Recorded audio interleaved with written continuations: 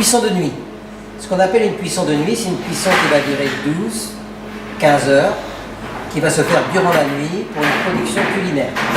Avec bien sûr, en règle générale, une maîtrise des normes HACCP qui va être contrôlée directement sur l'appareil ou éventuellement connecté à l'ordinateur. Alors je vous ai montré un exemple peut-être un peu technique, mais qui correspond tout à fait à cette cuisson de nuit. Par exemple, je vais faire plusieurs phases. Je vais commencer en vapeur, avec un écho d'état de 25, différence de température entre la température de la chambre et la température de mon produit, pour amener mon produit à 40 à cœur.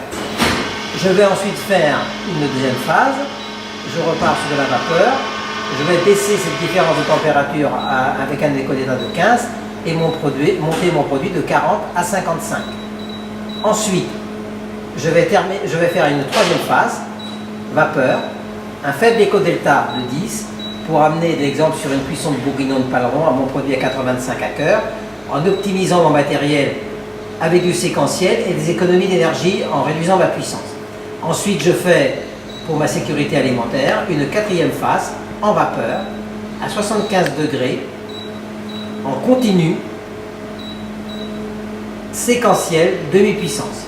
Là, c'est-à-dire que mon produit va cuire tout doucement, jamais agressé par la chaleur. Donc je vais optimiser forcément les arômes que je mets dans mon produit parce que mon produit va être parfaitement aromatisé. J'ai un produit qui va être parfaitement tendre et je vais réduire les pertes de poids et en plus je fais des économies d'énergie.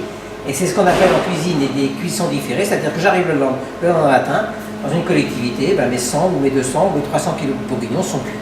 Donc forcément, ça évite le stress, ça permet tout simplement de travailler différemment. Non seulement j'améliore ma recette, mais en plus je gagne du temps. Donc savoir optimiser le matériel aujourd'hui par ces cuissons de nuit. Alors on appelle ça cuisson de nuit, cuisson basse température, cuisson longue. Bien sûr, on peut mettre là-dessus le nom qu'on veut, et ce qu'on veut surtout aussi, et c'est important, maîtrise des normes HACCP. Je veux savoir ce qui s'est passé à 2h du matin, je veux savoir ce qui s'est passé à 3h du matin, je veux savoir ce qui s'est passé à 4h du matin, de manière à toujours être comment dirais-je, je vais trouver le terme, d'accord avec les normes d'hygiène. Bien sûr, pour ne pas intoxiquer bien évidemment les gens que je vais nourrir. Cuisson de nuit ou cuisson basse température.